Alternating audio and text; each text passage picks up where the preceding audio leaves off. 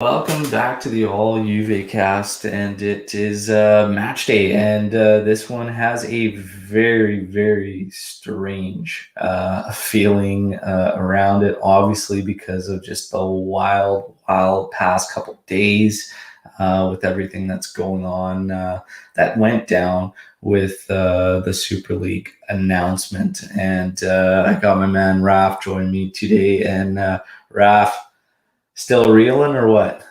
Bro, I've still not caught up with everything. Like it's been so crazy. It's been so crazy. Yeah. And I mean, we were talking and we put this out and saying it's like, put to the group, it's like, hey, who wants to do the match day live? And it's like, we have a match tomorrow.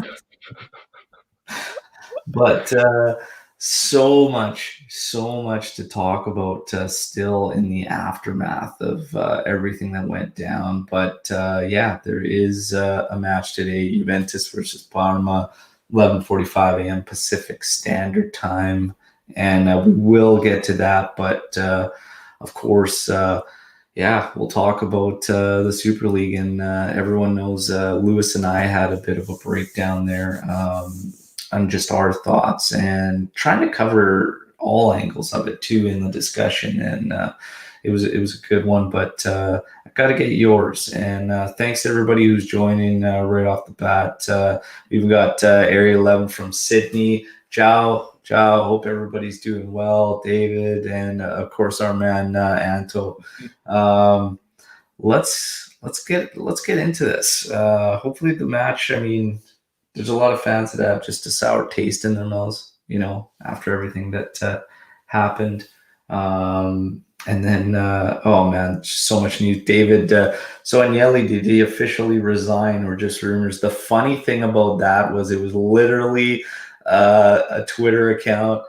Uh, and it literally, like, I think it made TV, man. I think, like, there's Yo, actually people. everyone was tweeting about it. Romeo was tweeting, Fabrizio was tweeting. Even it was a fake Talksport account, and it ended up back on Talksport. Like they ended up, Yeah, like which was just that was the best thing is like it started off with like just a regular football Twitter account from this one guy, and he did it and changed his logo to the Talksport one and yeah. whatnot. Then the Talksport parody account picked it up and did it, and then Talksport actually posted what the parody account posted, and it was crazy. All the news Honestly, on outlets got fooled journalism, by yeah. it. All the Twitter news outlets got fooled with, but Agnelli, there is no signs of him resigning or just rumors. But it's one of the questions I want to ask you about everything that went down, because there was a lot of what I was reading from Juventini saying Agnelli needs to leave now in the aftermath of this. So I first want to start off with getting your personal take on the Super League, how you felt about it, what your thoughts were in these past couple days, and then I want to get your take on Agnelli and does he need to go, in the wake of this, or just everything. So go ahead, Raf. In terms of the Super League, I never had a firm stance on it. I was always like very much flip flopping from one side to the other after hearing both arguments. Because I was having this conversation with my dad like 2 nights ago, and he was for the Super League. He's an Arsenal fan, so I think of course he would have been for the Super League at this point. Um, and I was kind of talking about a lot of the Cinderella stories, for example. So kind of like a Leicester City or West Ham this season, who are like they've pretty much are earning their spot to be in the Champions League fighting with the best clubs in Europe. And all of a sudden they're going to have that stripped away from them and playing, regular teams in Europe again, which isn't the point of Champions League. But on the other hand, coming out of the pandemic, looking at all the money that's going to be pumped up to kind of even up the playing field at the top, I was kind of like, that's a great deal, especially for the European clubs. I never had a firm stance in it because it was always very like one side or the other. It's either rich billionaire investors or you away from FIFA. There's not really like a, a good side to choose at the moment. So it was kind of like I never had a firm stance in it. I understand both sides. Ultimately, I always thought it would be nice to see them like find a nice like a happy medium where they'll kind of be like a super league, but also you could incorporate these clubs that have kind of like earn their spot to fight, amongst Europe's best, because I don't think it's right, in a sporting sense, to have these clubs fight their hardest, earn their spot, and then have it taken away from them because they're not called, elite. Yeah, it's it's interesting. I mean, I was on the fence, but more I kind of switched a little bit more towards this league in terms of like I the gap's always there. Hmm. The gap has always been there between these big clubs and small clubs. As far as the Cinderella stories, I didn't necessarily see a massive change there because there's nothing stopping these teams from going out and still winning their league. You know, Hmm. again, a salary capped scenario where, regardless of these teams being in the Super League, if you can only spend 55% of your revenue, there's your cap. If there's profit sharing to the league as well, but it doesn't stop those clubs from going out. It doesn't stop like an Atalanta. It doesn't stop like a Sassuolo from going out and Hmm. winning Serie A, you know? And from there, when they said there's 5 spots, and this is, again, just a starting point to this Super League, there would have been 5 vacant spots that they'd fill, right?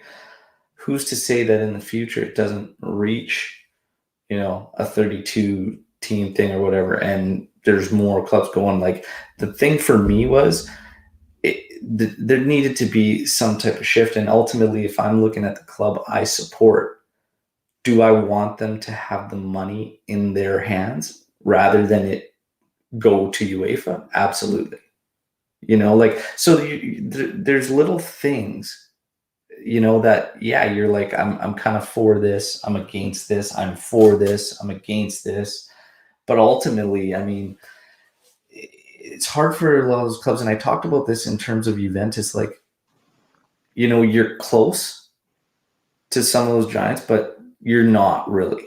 You know what I mean? Yeah. And this felt like a thing where you could kind of put them together and get them closer to where they needed to be amongst those bigger clubs.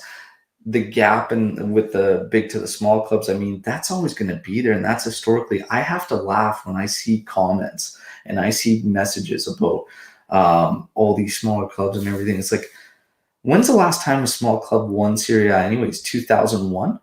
2001?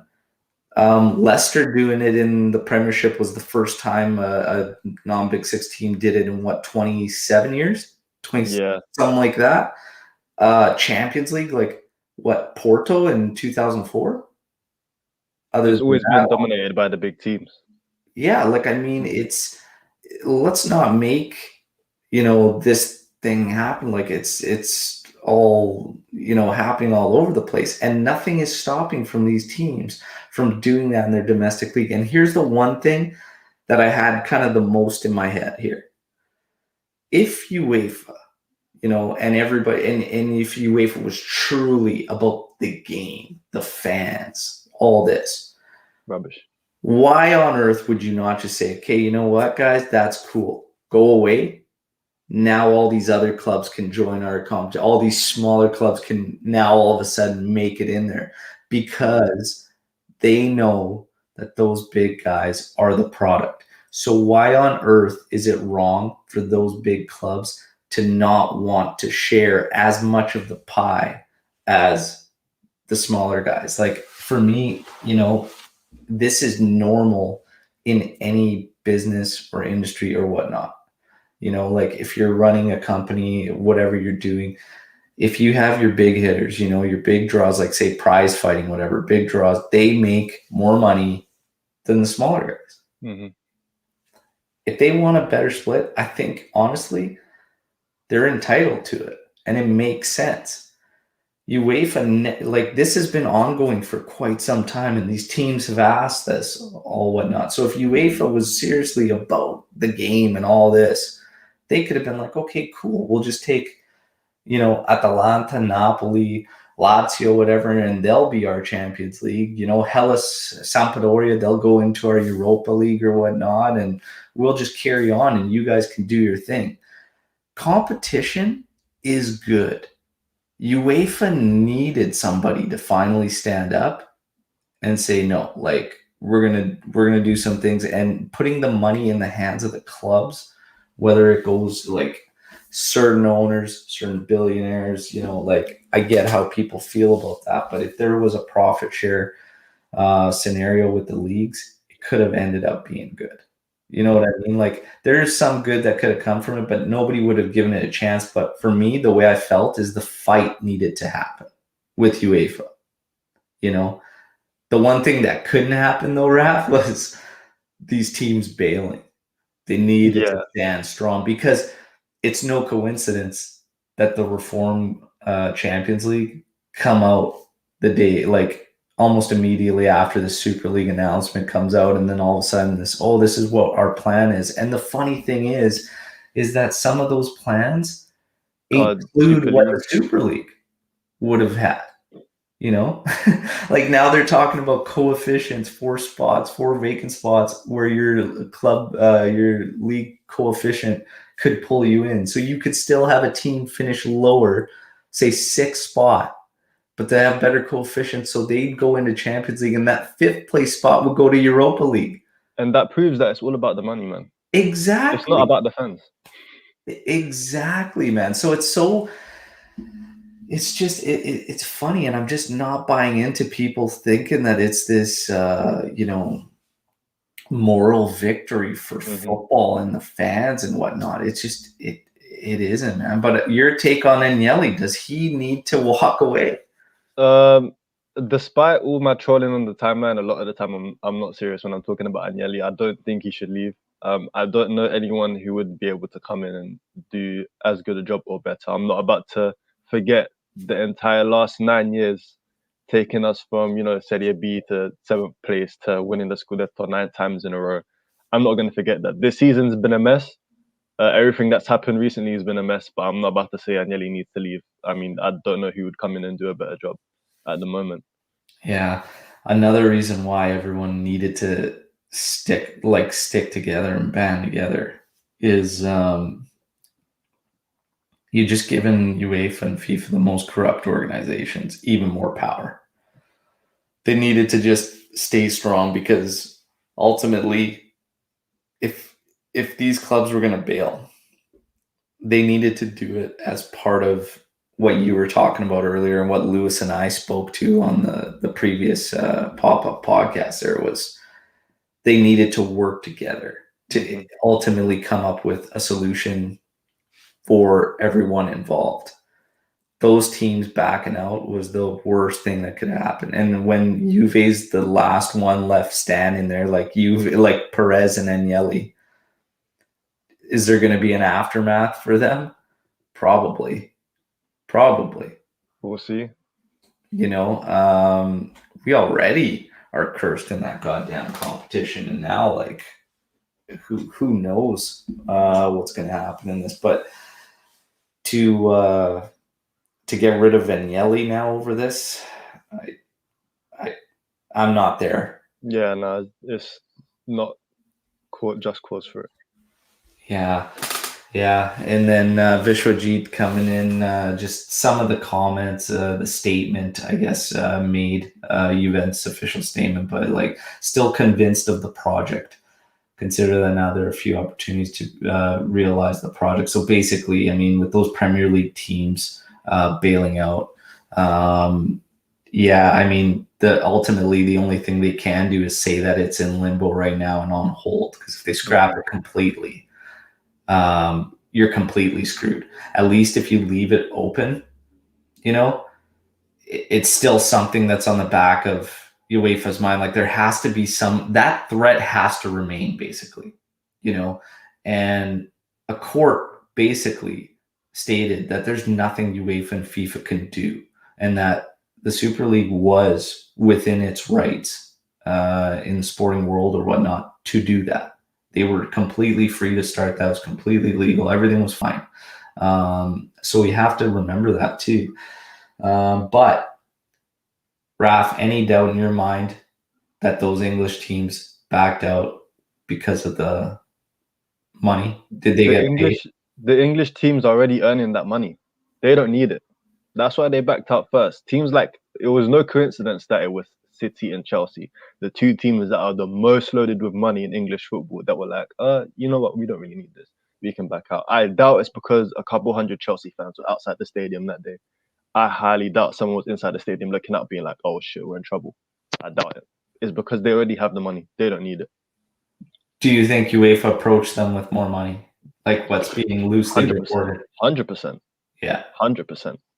yeah, The way they were talking about the clubs as well, like we've earned a ally or something like that, I was thinking, okay, that's super, super shady. The way you speak about a club like that, we've earned like an ally, we have trust in them, stuff like that. Yeah, yeah, they definitely got even paid with more money. yeah.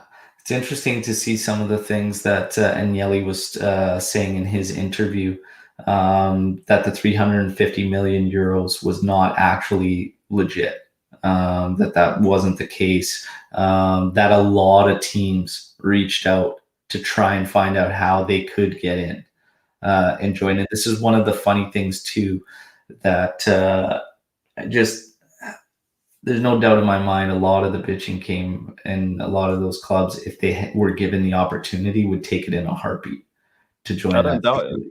I don't doubt it. Yeah. So the sporting aspect of it, that part of it, I understand.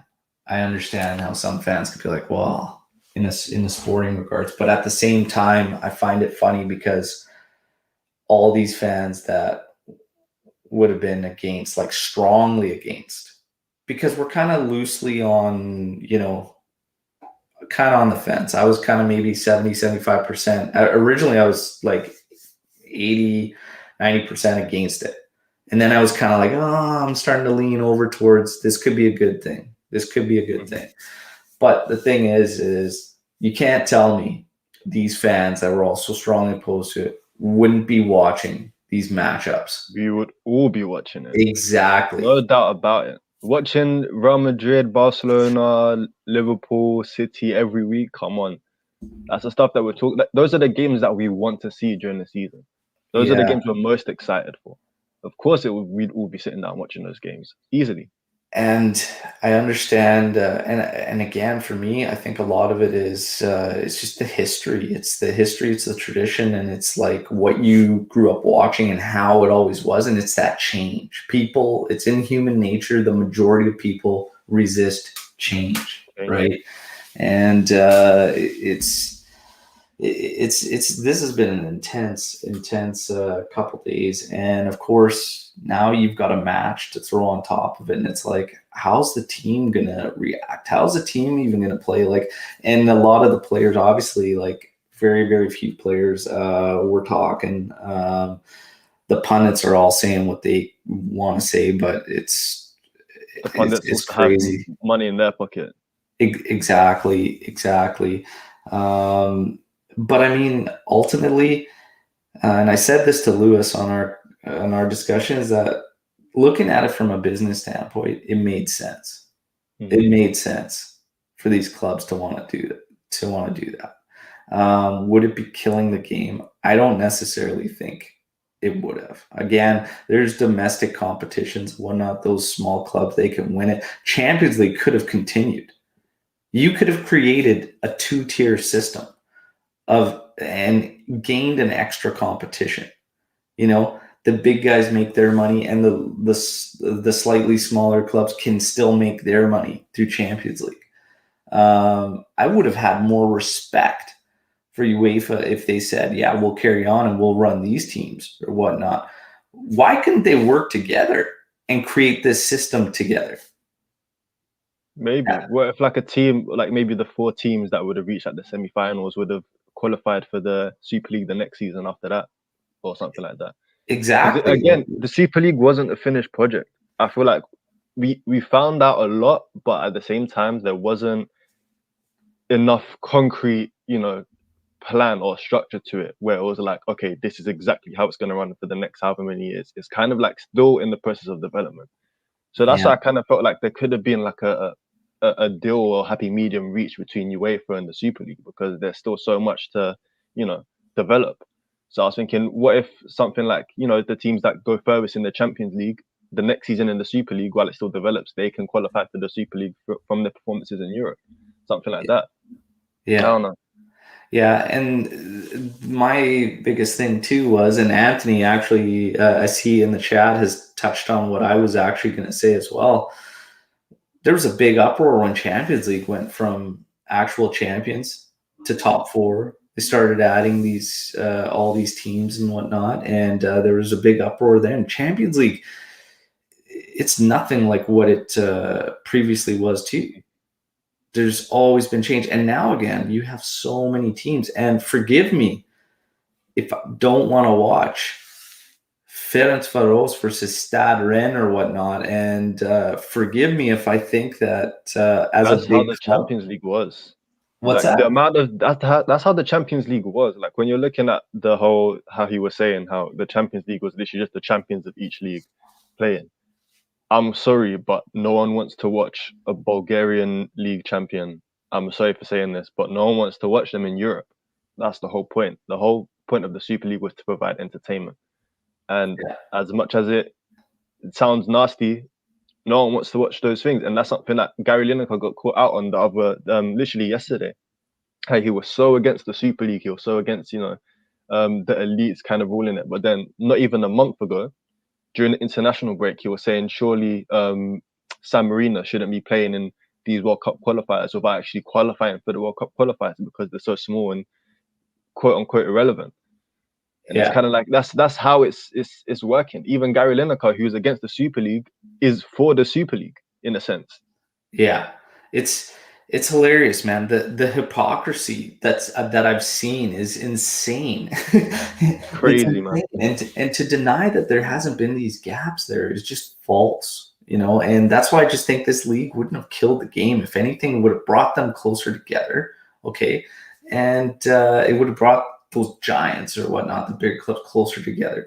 They could have worked together. They could have made some kind of tier system where Champions League supports those other clubs or whatnot. Super League could have been the step up, and yeah, you know, your Champions League champions then all of a sudden go into that Super League or whatnot. There could have been good that came from it. What has come from it, in my personal opinion, is the worst, which is more power to the ones that needed it the least. Frustrating stuff, and I just don't like how the picture was being painted throughout this thing, that the clubs were the bad guys. You know, I didn't really necessarily like that because, again, if you look into this as a business, and it is a business, it always has been a business for a long, long time. As soon as there's money involved, especially this big money, it made sense for these guys. You talk about COVID, all these lost revenues or whatnot. I don't see UEFA stepping up to the plate. There's no aid, there's no financial aid or anything. And at the end of the day, they're just a middleman. They're an organizer that takes more of the cut than the actual product gets. There are people that get paid to pull off these funny decisions. Look at FIFA, and there was a lot of discussion about the 2022 World Cup. If it's for the fans, they're literally killing their fans in order to build these stadiums for that World Cup, getting paid to host that World Cup.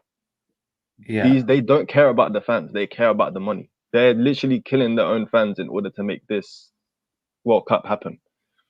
Yeah. And that's what I don't get. That's the whole hypocrisy that I'm talking about. Yeah, absolutely. And it's just, again, it's change, man. It's always change. And I'm more of a traditionalist too. And I was like leaning towards, yeah, you know what, this could be good, whatnot. But it's crazy to see these reactions, and I don't see it as a victory for fans. I don't see it for a victory for football. I was never taking it that way. I never saw this Super League starting up as like, oh, this is going against like the fans and the tradition and all this. It's like, no, man, we have to at some point evolve things. And if you look at the money that goes into Champions League, the payouts, again, like, these teams are the ones that have all the overhead. UEFA's got no overhead, like nothing, you know, in the grand scheme of things. These clubs are all the ones that have their followings that they're bringing into this tournament, you know, the Reals, the Barças, Juve, like they're the ones with the salaries, all this, and then you're telling me you win this tournament, you know, yeah, you get your group stage money that's split the same as all these extra teams that now you've added into this league because you've turned it into 32 teams. There's 4 spots available in certain leagues or whatnot, and they're all being pulled in here. But then all of a sudden you have all these outside smaller clubs that everybody loves to see in there. But is it fair for them to get the same split as those big guys? And that's like one question I want to ask. Is it fair for them to get the same split? Like just say, because they make money on making the group stage. It's a split that's even for the group stage. Then you have your performance winnings, and then you have, as you advance, that break or whatnot. For the bigger clubs to ask for a bit more of the pie, for literally getting this competition the money that they're making. Because again, it's the same thing. It's a similar thing to the discussion between men's football versus women's football. How like should everyone be paid equally for the same stuff? Yo, the big clubs are earning the Champions League way more money. Why should they exactly. share the same amount of money for a club that's literally earning them next to nothing? No one's watching Dinamo Zagreb versus Slavia Prague in the group stage in the Champions League. No one's doing that. Exactly. And that's the issue with the teams breaking away. Because with if these small clubs are playing all the time, they're not making that money. That's where the whole panic from UEFA comes from. And for the fans not understanding what the clubs would want, why would they would want that or anything like that. An example I could give is, should Bernardeschi make the same money as Cristiano Ronaldo? Bro, they're playing on the same team. Yeah, like it's like this is kind of what you're asking. Like you've got these big draws in this tournament that this is the teams that these guys want to see, but they're splitting it the same with the guys that nobody is getting a draw or really doing anything for. So I understand that aspect of it, and it is what it is, man. But people have to kind of open their minds to that, and that's normal business. And that's how we go. I have to apologize for using Bernadette. We got my man Eric there. I'm sorry, man. Rugani. Let's say Rugani. Okay, yeah, I like that. Okay, one. I changed it to Rugani. Even Vishwajit calling me out there on Burn. Okay, Rugani. Let's go Rugani. But it's just an example of that, right? Like, because you would definitely lose your mind if that was a scenario, and it makes sense. It makes sense that these big clubs will want a bigger piece of the pie. Also, there's a lot of money in this tournament, and for just the organizer with like little to no overhead in the grand scheme of things to take that amount is insane. And then when you throw in the fact that they put out rules and regulations and clubs are breaking them, and you penalize some but not all, and the favoritism and the money that probably got thrown at them to keep these clubs in the competition. Everybody knows what club I'm talking about. You can't. It was going to happen. This was always going to happen. And that's why I say it was a fight that should have happened. You know, they needed to stay strong, but it's no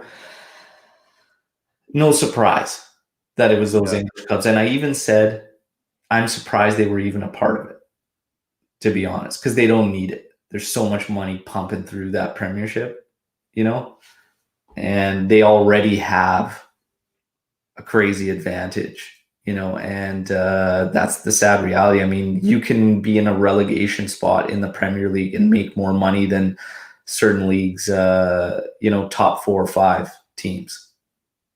That's crazy. Yeah.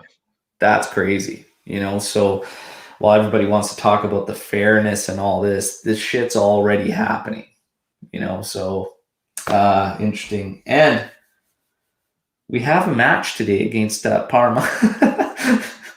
And how do you feel just in general? Like, so many fans and what I'm reading and posts and stuff just don't even care. For me, it's like, let's move on. Let's get another, let's at least watch a game and see what happens and whatnot, to take your mind off of it, even though it's going to be very, very hard after everything that happened. But Do you even care? Do you have a bitter taste in your mouth with Juventus? Like, The fact that I didn't even know how the game we had a game today says it for itself. Like, yeah, okay, we're playing Parma. Like, let's get the win, the draw, the loss, whatever, and just move on. Because right now, who knows what's gonna happen? This season has just been a complete mess, outside and inside football. Like, yeah, I really don't care what's gonna happen today. Hopefully, we win. I hope we win. It's Parma. We really should be winning. That's all I yeah, can say on that. yeah. Pirlo's presser talking to it didn't want to expand on um, the Super League and everything like that, and then him taking criticism, being called a yes man. What's he gonna say?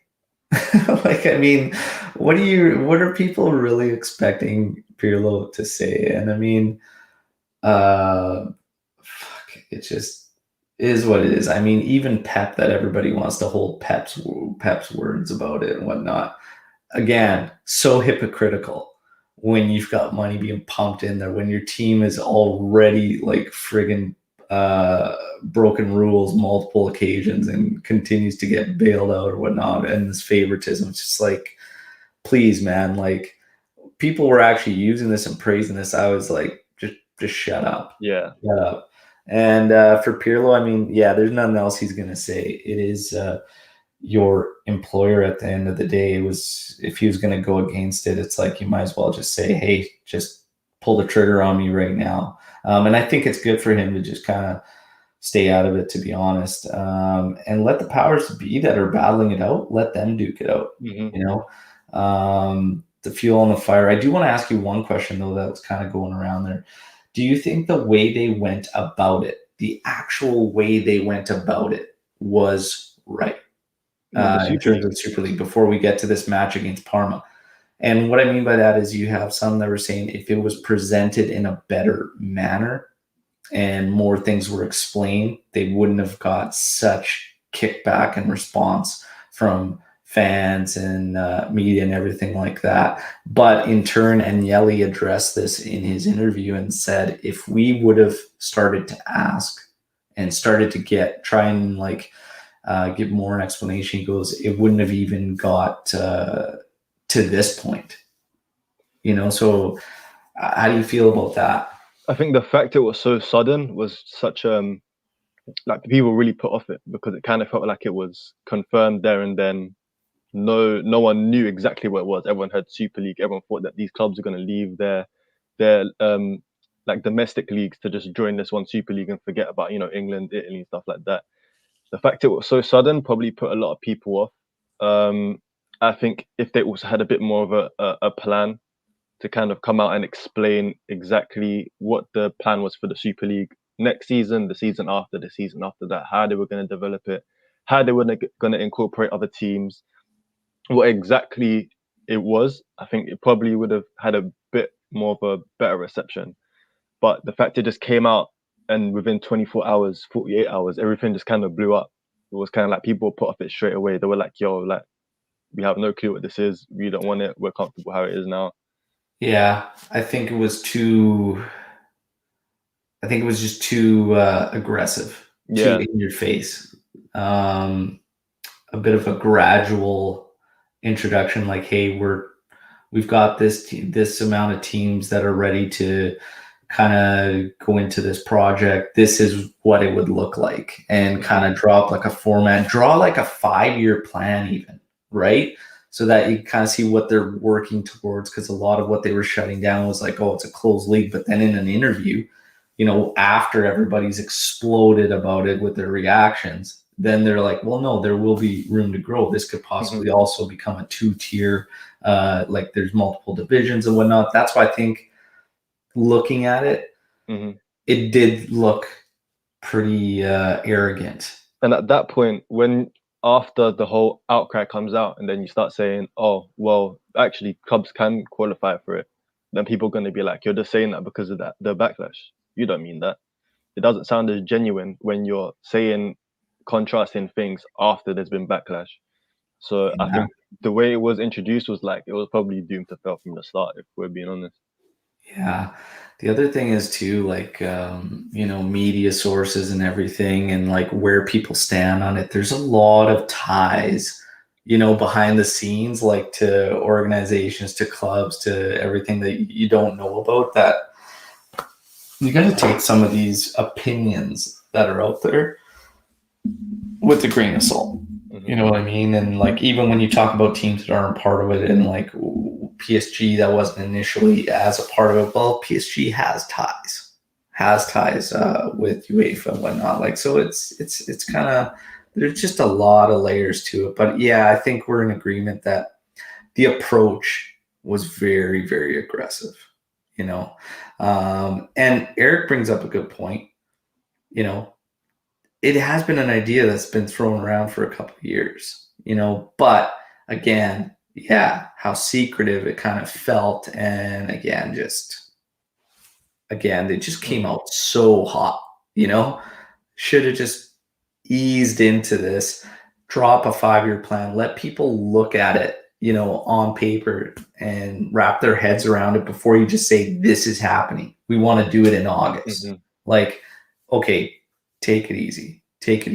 Unless they completely, which might have been the case, completely misread the situation and thought that the hype alone would just take it to, this crazy level, right? But instead, it just pissed way too many people off. So yeah, not everybody could see it for potential. Sometimes potential's hard to see, and they just look at what it's going to do now and make their minds up, right? Bianconeri Zone, awesome having them on the live. Imagine after all this not beating Parma. Total meltdown. I can already see all of the football pages being like, Super League this, Super League that. You can't even beat 18th. I don't even know where they are in the table, would place Parma, which will be hilarious to see. Well, that's the thing. And honestly, like, the weekend that they chose to unveil the Super League was bad for a lot of the clubs that were going to be in the Super League. They all dropped points. Just drop points all over the place. But yeah, we've got Parma. Parma is, where are they at here? I don't even know where they are. 19th. So not gonna get out. I can't see them getting out. 7 games left. They've got 10-point gap with Benevento. Yeah, so they'll be relegation side if Juve were to drop this. Complete meltdown. In terms of Juve, Demiral out, muscle fatigue. Sad. Crazy, man. Bernardeschi's passed his COVID test, I believe, as of yesterday. Don't know if I don't think he'll be starting. What's that? I don't think he'll be starting, though. No, don't think he'll be starting. The projected lineup, the last I saw, had the right side with Danilo and Quadrado, which was good. Looked like Buffon was going to be in goal. And I just trying to track down Bonucci, apparently going to be back in the full with De Ligt. Sandro on the left again. Who else do we have? Who else do we have to play there? Frabotta, no thank you. Artur and Rabiot as a pivot, McKennie on the far side, and then Dybala and Ronaldo up top. My initial thing on this is Buffon, thumbs up. Right side, Danilo Quadrado, I like it. Bonucci and De Ligt, we can deal with it. Artur Rabiot, sure. Have Arthur in there. He better look a lot better than he did in his cameo on the weekend. Oh, yeah. McKennie, again, it's just the formation more than anything. I think this 4-4-2 thing is just it's not ideal for me personally. Dybala and Ronaldo, my thing is, are we going to have a presence up top? Or are these guys both going to just drift around all over the place? So that'll be interesting. But again, it is Parma. It's 19th. And honestly, this team, they better respond on the pitch, man, after everything that went down. They have to I'm not even respond. confident about that, man. I'm really not confident. Really? I like to ask this squad to turn up. We've been asking that time and time again this season. We need to bounce back. We need to do this, even against the lower place clubs. Like we've not turned against Benevento the other week. Like, come on, we couldn't even pull out points against them. Yeah, I know. It's we'll see. But at the same time, speaking of the lineup, it's like we can complain, but who do we have to replace those names on the pitch? We literally have no one to come in and be like he can do a better job, other than the youth who no one's really seen play that much. We can ask for Fajoli or Felix Correa all we want. I think at that point when the fans start asking for the youth, it's just like, you know what, just give us something fresh to see on the pitch, some excitement, something that we haven't seen yet this season. That's literally why we want to see these players. But at the same yeah, time, how do we know they're gonna come in and automatically be better than guys like Rabiot, McKennie, Dybala? So I don't know. yeah, yeah. Lot of comments coming in on Sandro. Oh my, Sandro again. I gotta ask everybody that's harping on Sandro, and I'm one of them too. Would you go with Frabotta over Sandro? And I know that you said, Rap, no, you can't, right? But I want to ask our guests that are joining us live, would you put Frabotta in there? Because Bernardeschi, I'm just assuming maybe you see a cameo, like maybe comes in later. I don't think he's going to be starting or whatnot. Would I? If he could go, would you start Bernardeschi over Sandro? Raf? From the get go, probably, maybe. If he could go, probably. I think probably because with the formation that we're seeing today, it will probably offer a bit more flexibility because at the back we obviously have Danilo playing right back and Cuadrado just ahead of him. So that Yeah. could easily just turn into those three kind of shifting over and it turn into a 3-5-2 or whatnot. It Yeah. becomes a lot more flexible at that point. So maybe we could have Danilo switch to the other side. What's his name comes down, we can end up playing a 4-3-3 of a sort. Who knows?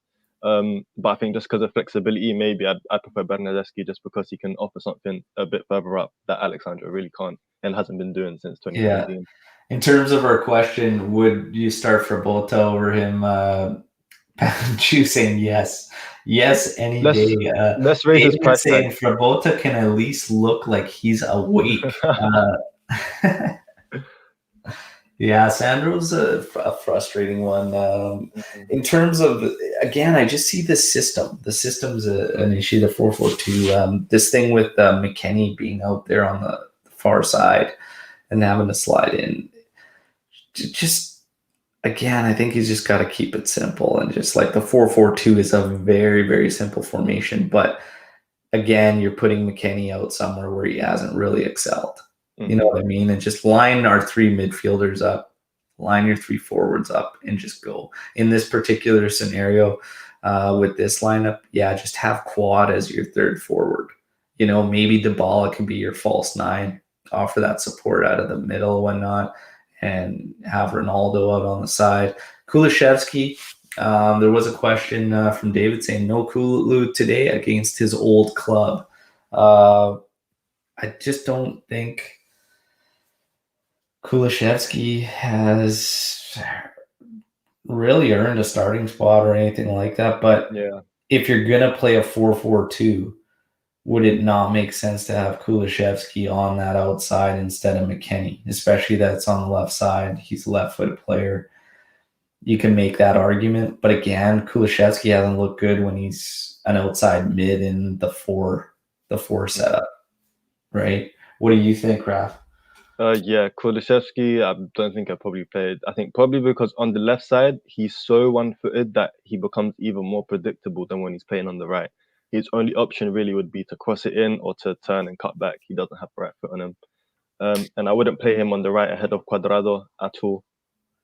Last game especially, Juan was one of the only players that were driving, pushing, creating, taking people on. So if it's at this point, it becomes a question of who should play on the right, Kulusevski or Cuadrado. And at this stage, I'm choosing Cuadrado at every single opportunity. Yeah, I agree. that right side as soon as Quadrado and Danilo got together. And we saw it earlier in the year, and I said like that should be something you work off of. But the problem is, and this is what we think, and you kind of alluded to it a little bit earlier here as we got into lineups and whatnot, is we've been handcuffed so many matches with injuries and whatnot. Like our list of injuries is ridiculous that we've had to deal with this season. And that always, like Pirlo's always having to adapt. You know what I mean? And change things up and not be able to go with our absolute best. But man, it's tough. It's a tough spot we're in. And honestly, like I feel this comment right here. Half our squad don't deserve a starting spot. That's literally it. Half our squad are squad players. That's our issue. Yeah. And man, it's tough. Chiesa's a big miss. Obviously, getting a bit of a hamstring tweak there. Sitting out this one, should be back for the next one, which I believe will be Fiorentina. I need revenge for that one so badly. And this is the thing, right? Is these points that we've lost, it's just so frustrating to see where we sit and the matches, the clubs that we faced when we dropped those points. And that's why I just think like when you look at this overall, even like grading Pirlo and whatnot, and he was pretty honest of himself because he rated himself 6 out of 10 in terms of this season. And it was like, okay, like he's hard on himself, whatnot, but it is what it is. But you look at these matches and you look at the guys we've integrated into the roster, brought in and whatnot. You look at how we surrender points. And I'm talking about like the breakdowns, and not just from young guys that we're relying on, but even some of our vets, When you look back to the Lazio match and we crumble in extra time to allow that goal, that's got veterans written all over it. Dybala losing the ball. Quadrado, for whatever reason, in extra time, abandoning right back and running beyond Dybala in extra time of a match that's like 1-0 where you just need to hang on. Why did he abandon that? I can't even understand. Bentancur had the presence of mind to cover for him. The players come back. Quadrado and Bentancur, neither one of them just take the guy down. They let Correa just run right through. Demiral gets beat. Rabiot doesn't come into the box. Bonucci doesn't close down Casado quick enough. There's your draw. There's 2 points lost. And it had veterans included in there all over the place. Frustrating, man. Frustrating. Yeah. You look at the goals we allow at crucial times of matches. A lot of our own mistakes. A lot of preventable goals. In moments where we just need to lock things up and understand what we need to do when it's time to slow up the game, when it's time to strike, and you can smell blood and like counters there and whatnot. It's just this team needs to make that final shift because even the core guys, and this is what it says, like even the core guys aren't matching the standard that they should be at. And when you watch our team, like De Ligt, Chiesa, you could see the guys that are consistently where they need to be, and the rest aren't kind of there. Chiellini, God bless the guy, because I think he's still solid when he's in there. But there's been even matches where he hasn't been able to be where he needs to be. You know what I mean? Yeah. And in the middle of the park, I don't see anybody that's at that level of what we need. Nobody. For the drive, for everything, like just recent weeks. Yeah, recent weeks, I haven't even. There's been a lot of discussion about. Well, I've been having a lot of discussions about Artur, and I'm like, because of this season, because of how lackluster midfield has been, when we see Artur in the midfield, we're like, yeah, this guy's. But personally, next season, I don't want him to be a star.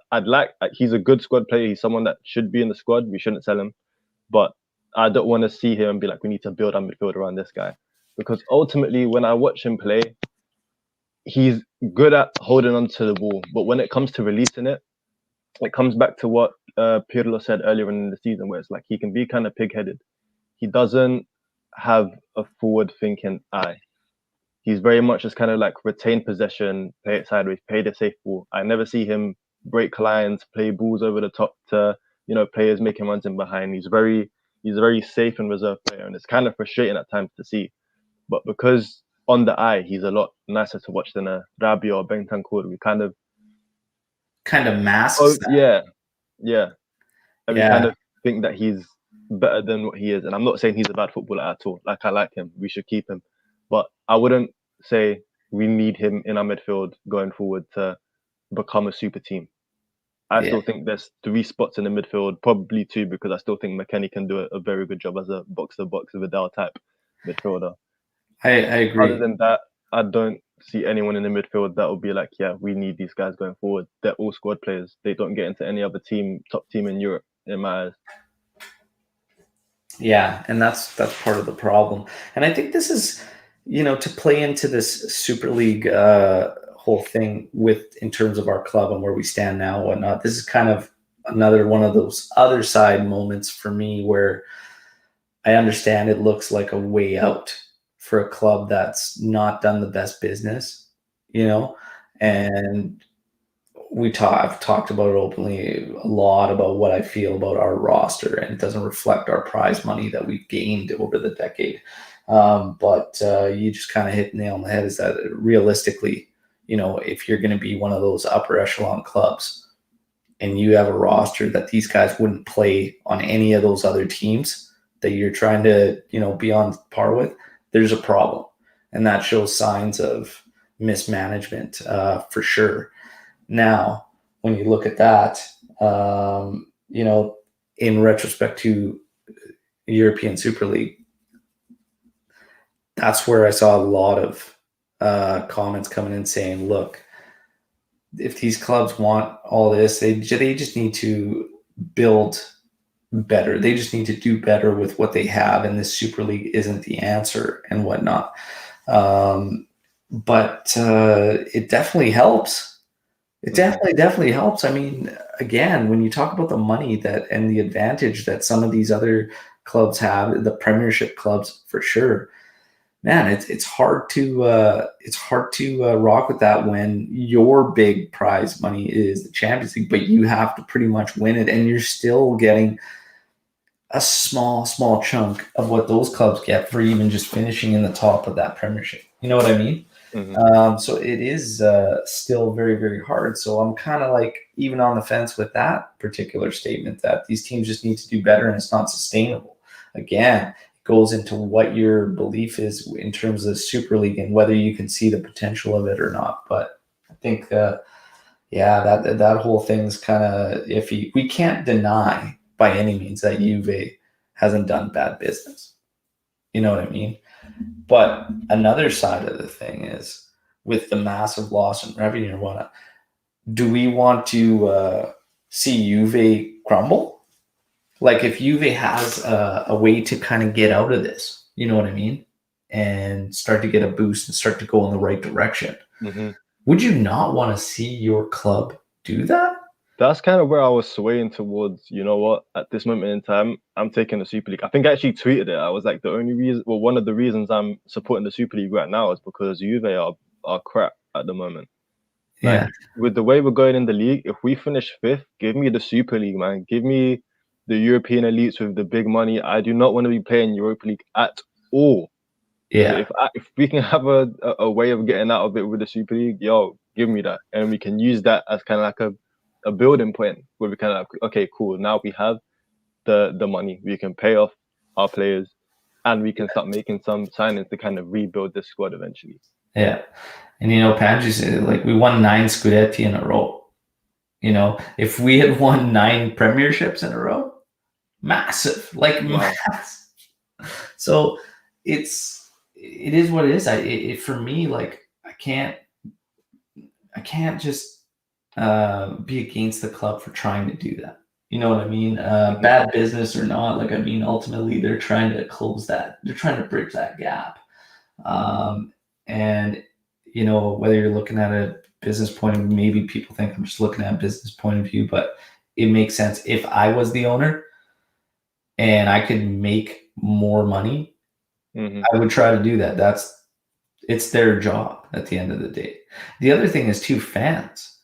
Like, we as fans want them to sign all these guys. We were like, go out there, get these best players and whatnot. They're putting them in a position. They're trying to put themselves in a position to be able to do that as well. Not for the fans, whatnot, but loosely for the fans, because it's their product. They want the guys that have the better draw. They want the better things, better players and whatnot. It's tough, man. It's tough, but I think there's definitely issues there with the current way of football. And, for people to paint this picture that it hasn't been like that for 30 something years is so false. There's issues, UEFA, everything need to address. Georg coming and saying, that's a problem that UEFA need to tackle. The relegated Premier League side gets more money than the UEFA Champions League winner. Equality, ? And that's where it's at. So we got back into the Super League just talking about roster. We talk about lineups going into this Parma match and whatnot. But we have Parma, we have Fiorentina, we have Udinese. These are 3 matches we need to take. No questions asked. After everything that went down, all this, the club, the team, they have to respond. They have to finish in this top 4. They have to. If not, again, just be a massive, massive egg on the face, man. It will be. And I agree with you in terms of Europa League. You're seeing, like, ultimately, I'm going to be supporting Juve wherever the hell they play. Of course. We've been in Europa League before, yeah. And I even saw that, that people just said because of them being one of these founders of the Super League, I'm done with Juve, and I'm not there. It just, I can't. For me, it's the opposite. Juve trying to help themselves, trying to make themselves better financially, bridge that gap. I understand, and I want them to do it, and I want them to cut out the middleman if it means more money for my club that they can do more with in terms of roster, everything. I want them to do that. If Juve crumbles, what good are, and people want to see it as something moral or whatnot. This is a business. Sports, it's a business as soon as money gets involved, and we demand these players, a great roster and everything like that. It takes money to do that. Them wanting to get more of it makes complete sense. Let's not kill them for trying to do something we're all asking them to do. You know what I mean? If it went the other way and Juve crumbles or whatnot, they actually find themselves in ruins and they're done. Like, football's done for me. Like, I'm the opposite. Yeah. I'm not turning my back on Juve. Like, if Juve were to disappear, like, that's it for me. Like, I don't care about all these other clubs. That's just me being honest. Yeah. And the other thing is, historically, like, people that are talking about, well, you got to think of these small clubs. You got to think about all that. Do you know how fast those teams probably were on the line with Serie A to kick Juventus out? They've historically done it. All this bitching, all this shit about Juve, get them out. They ruin the league. Like, it's everything you hear all the time. And then it's like the second there's a threat that we might possibly not be there anymore, it's World War III. And you know what? No, because they know they need us. Serie A would not survive without the Milan clubs and Juventus. It wouldn't. Look at the state of Serie A, like 15 to 10 years ago. Yeah. That gap between 2006 to like 2010, it was a mess. Yeah. It's and that's the thing, right? It wouldn't survive without them, and all the celebrations for any shortcoming like any shortcomings of Juventus is celebrated by all these other clubs. But now you're asking us to care. You know what I mean? Mm-hmm. Like, no, you should be caring about these small sides. You should do that. It's in the DNA of Serie A, man. It's in the history. It's part of that culture, that hatred, that rivalry, and everything. It's like we are the guys everybody loves to hate. But then, they need to look after all of you guys as well who would turn your backs on Juve. Where was all this sticking up for Juve in 2006? Where was all that? Same energy, right? Mm-hmm. I didn't see anything. I didn't see UEFA saying, hey, no, this is one of our top guys. Like, we need to help them out. We need to get involved here and say, like, whoa, this is like too extreme a punishment. Or I didn't see anything like that. But now it's like their responsibility to look after all these other clubs that couldn't give a shit about Juve. I don't know, man. I'm not seeing it that way. For me, even in personal life, I will fight for those who fight for me. There's a bond there. There's, Mm-hmm. relationship. There's ties. But for all those that don't care, don't like me or whatnot, why am I sticking my neck out? Why am I going over and above? Like it's a two. It can't be a one-way street. Like, Yeah. Juve needs to worry about all them, and then they want us out at the second, and in 06, they rejoice. Bullshit. It's bullshit.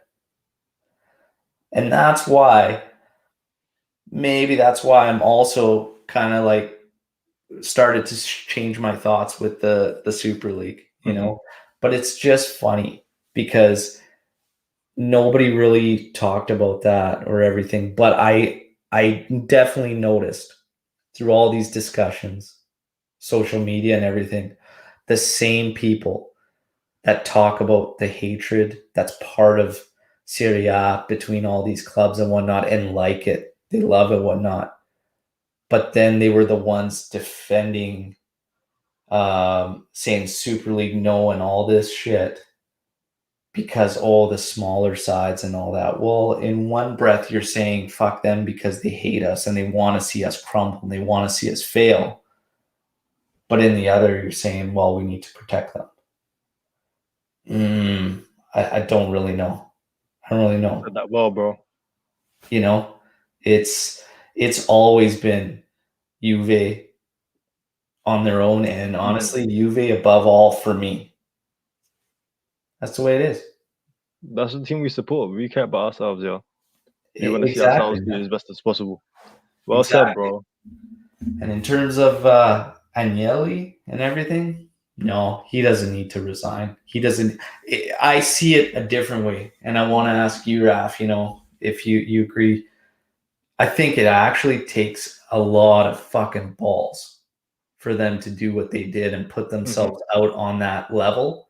And for Florentino, and regardless of what I think of him and Real Madrid or whatnot, it takes a lot of balls to be the guys that are up there standing and going at UEFA.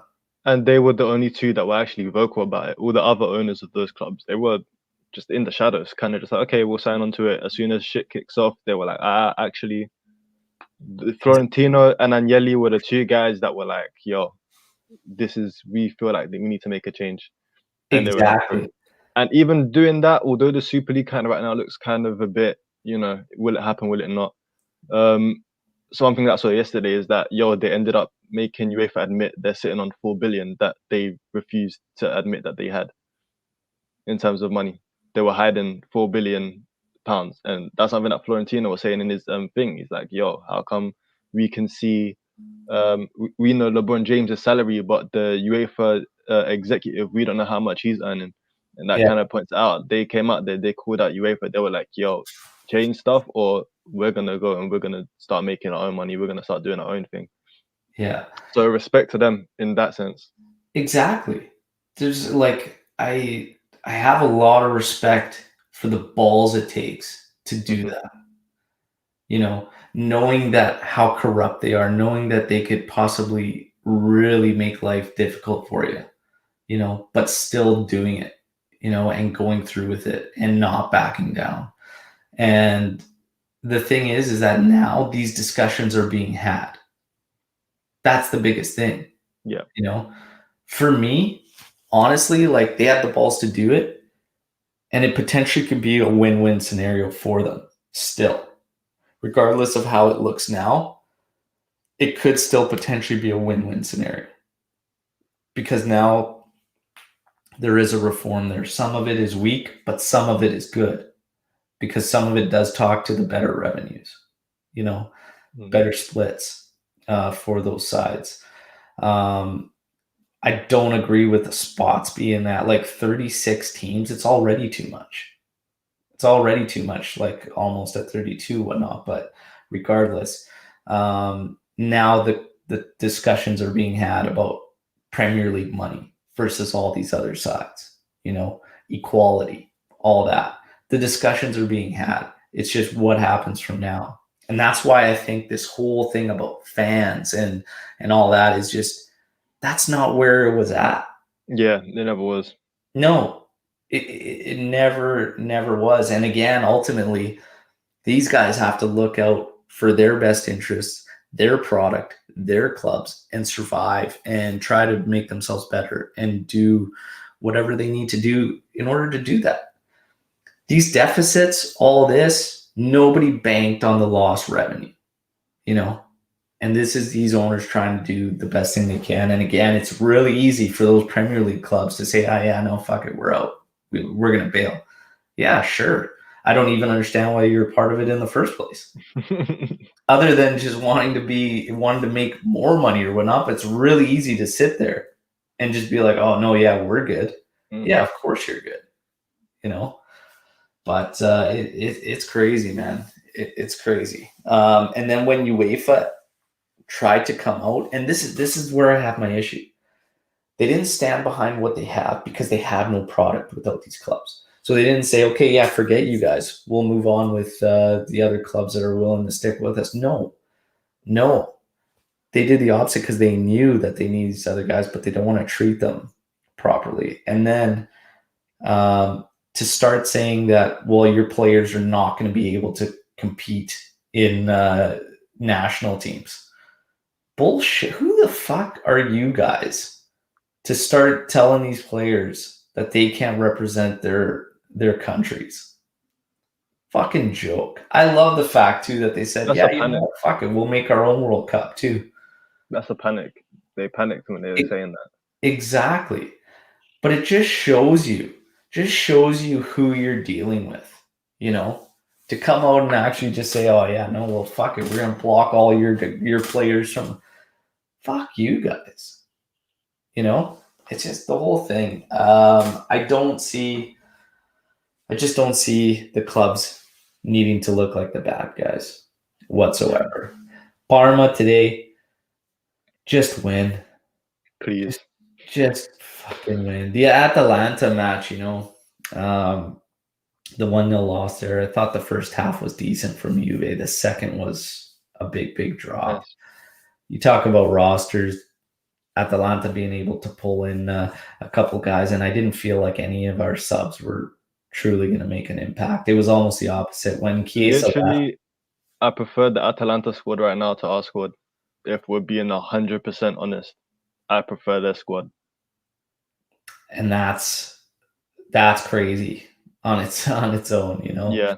The moment we can make Serie A combined size and there's maybe one or two Juve players, that's when we know we've made a mistake somewhere along the line. Yeah. The other day I was literally trying to think, I was like, okay, if we combine Inter Milan, and Juve's combined 11, we will probably have 1, 2, maybe 3 players. De Ligt, Ronaldo, and Chiesa. Yeah. Other than that, it's going to be dominated by the Milan sides, that's where our issue started. We need to get this squad back to being a dominating team. That's why the Atalanta game, I was like, you know what, a draw, we need to be honest with ourselves, a draw against Atalanta away right now is a good result for us. Yeah. That's the level we're at now. I thought it was going to be a draw. I called a 2-2 draw actually before the match, and then I was surprised there was no goals. We didn't really had a few opportunities in the first there. Morata, I don't know where Morata's at right now. It's crazy. The fact that we could potentially actually talking about not renewing a 10 million euro loan to me is crazy. Like with everything going on and Dybala's future in question, Ronaldo's future in question, but I think Ronaldo's staying. Yeah. It's wild to me. And again, it just goes to show like it's not just the young guys, like it's everybody just hasn't been to the standard. Pirlo, we didn't expect if people did expect him to be, the savior, the answer, like right out of the gate, I wasn't. But regardless of that, the players haven't been to the standard. Our manager hasn't been to the standard. It's a frustrating thing. A top 4 finish, if we can win the Coppa Italia, that's good for where we're at. I'll take it. It's good for where we're at. Coppa Italia is against Atalanta, May 19th. I asked the guests on the pod, and it was split on whether or not we're going to win that. Are we going to win the Coppa Italia against Atalanta, Raf? I'm splitting myself, man. I don't know. It depends. It depends what Juve. It depends if it's the Juve that turned up against Napoli when after that huge Inter loss. I can't make predictions with this team because there's been no consistency. We haven't won 4 games in a row all season. How am I supposed to say, oh yeah, I think we're a squad that's going to be able to fight for that? It depends what Juve turns up on that day. I don't know. We'll see. I hope we can win. That's what I can say. I think that, again, I said, if our best are able to play, we'll do it. Mm-hmm. If we've got, if we got injuries at the time we got to deal with and we just don't put out our best 11, it'd be very, very, very tough. This is also Atalanta side that are hungry for silverware, because they've been in the final before and lost it to Lazio. They're a squad that are like, we've come so far recently, let's get some silverware to show for it now. Yeah. So they're going to be coming out guns blazing. Yeah. I just think you get Chiesa in there for the full match. You get Ronaldo in there full match. Our midfield, get the right combo. I think it's Cuadrado, Danilo able to go on the right. I think it's good. He'd have to make an adjustment in the middle of the park. That's where Atalanta stretched us. The 2-man pivot doesn't work against teams that play with that 5 that drops into a 5-man wall at the back and then turns into a flooded midfield as well. Atalanta just spread us out, like ripped apart the 2-man pivot. Like they were just, we had no answers, and that was the frustrating part. So Pirlo could either go 4-2-3-1, where those 3 are all helping, leave one guy up top to kind of counter it. The 4-2-3-1 would work. His 3-5-2, even going at them with a 3-5-2 could work, but he's completely abandoned 3-5-2. 4-2-3-1 we saw, and it was decent. He just never went back to it. Hopefully he does, because he's going to have to do something. If he tries to go at Atalanta again with just the 2 pivots and your 2 outsides bombing, it's not going to be enough. There's always going to be that extra guy, and Atalanta was able to find him and just give us fits the entire second half. It was happening in the first, but the second half we didn't adjust, and they just went to town. So he's going to have to do something on that. In regards to Parma today, everybody that's on here, it's prediction time. So I want to hear predictions. Does Juve get the job done today? Raf, do we get the job done? 2-1 win. Table. Definite relegation for Parma. 2-1 win. 2-1 victory. I think Parma are going to be, although they kind of feel like they have nothing to play for after the loss they had last week, they kind of have pride to play for because they bottled it completely within the last 2 minutes of the game. They're going to have something to play for, at least for their fans, at least, So I don't think it's going to be easy. I don't think it's going to be the 4-0 like last time.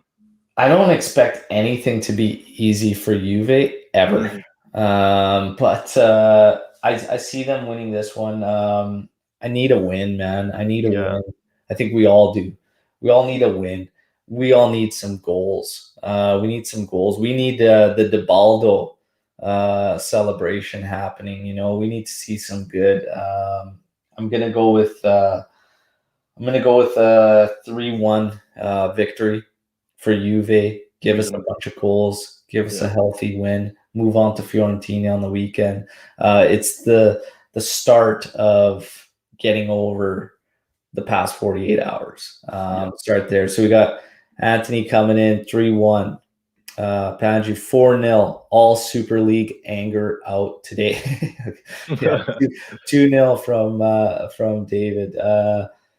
Animesh, please don't let this be another Torino 3-1 victory. There we go. Yeah, let's hope for the victory. We need it. We all need it. We all need some goals. We all need some positive stuff. We need to finish top four for sure to prevent any prevent this current look and egg on the face. Just putting it at ease a bit. So let's just get the job done now on the pitch. That's the one thing that we just have to worry about the most. So Pirlo not getting into the Super League talk, great. Just make sure the guys are ready. For the players, we need to stop having 4 to 5 guys that are out there not being at the level that's required. Because honestly, like if you want to attack Pirlo, you want to attack players, regardless of what it is, these guys, like systems, all that shit, whatever. You need to stop having 4 or 5 guys in matches that are not up to the standard, that are not showing the desire and the drive. Because regardless of who you play, whether it's 19th place side Parma or you're playing Inter, who's at the top, anytime that happens, you are going to struggle.